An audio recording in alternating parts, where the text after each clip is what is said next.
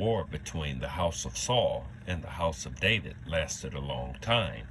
David grew stronger and stronger, while the house of Saul grew weaker and weaker. Sons were born to David in Hebron. His firstborn was Amnon, the son of Ahinoam of Jezreel.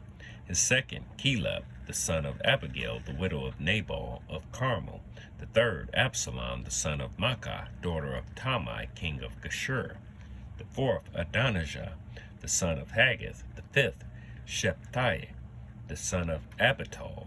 And the sixth, Ithream, the son of David's wife, Eglah. These were born to David in Hebron. Abner goes over to David. During the war between the house of Saul and the house of David, Abner had been strengthening his own position in the house of Saul.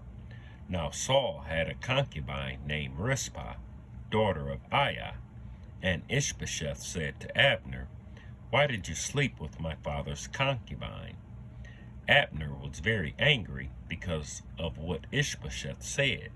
So he answered, "Am I a dog's head on Judah's side?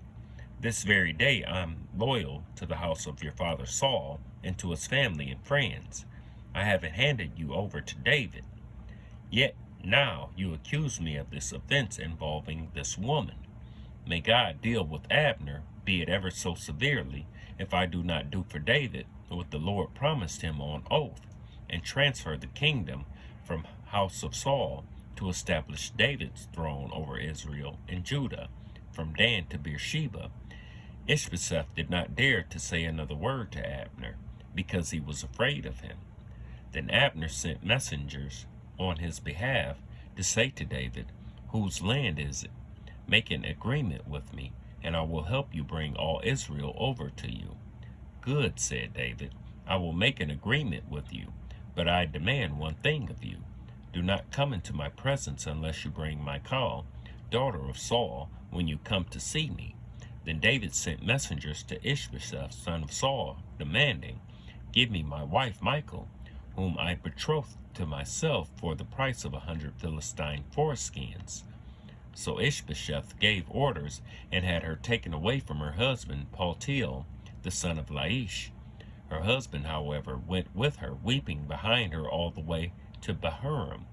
Then Abner said to him, "Go back home." So he went back.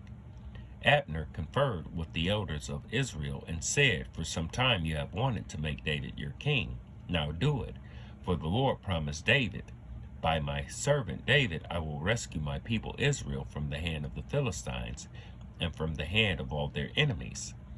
Abner also spoke to the Benjamites in person.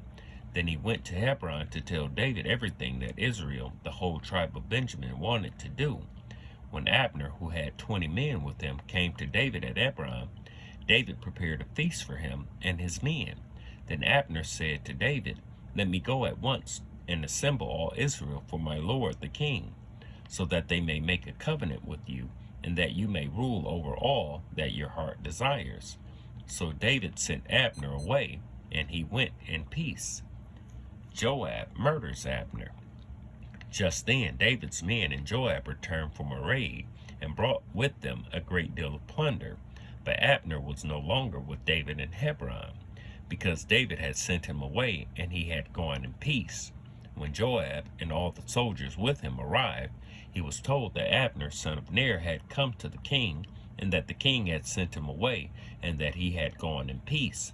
So Joab went to the king and said, "What have you done? Look, Abner came to you. Why did you let him go? He is now gone. You know Abner, son of Ner. He came to deceive you and observe your movements and find out everything you are doing."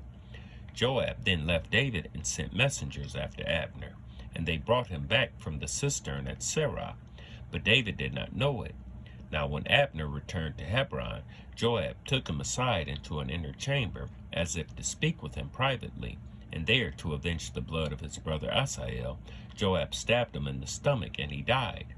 Later, when David heard about this, he said, "I and my kingdom are forever innocent before the Lord concerning the blood of Abner, son of Ner. May his blood fall on the head of Joab and on his whole family. May Joab's family never be without someone who has a running sore or leprosy, or who leans on a crutch, or who falls by the sword, or who lacks food. Joab and his brother Abishai murdered Abner because he killed their brother Asahel in the battle of Gibeon. Then David said to Joab and all the people with him, "Tear your clothes and put on sackcloth and walk in mourning in front of Abner." King David himself walked behind the bier. They buried Abner in Hebron, and the king wept aloud at Abner's tomb. All the people wept also. The king sang this lament for Abner.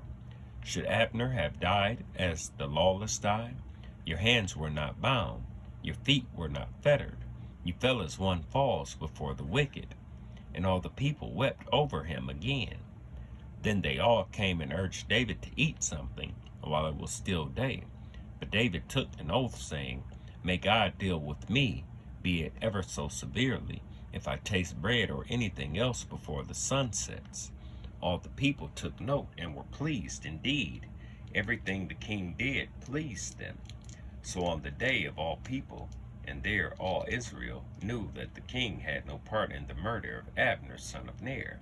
Then the king said to his men, "Do you not realize that a commander and a great man has fallen in Israel this day? And today, though I am anointed king, I am weak, and these sons of Zeruiah are too strong for me.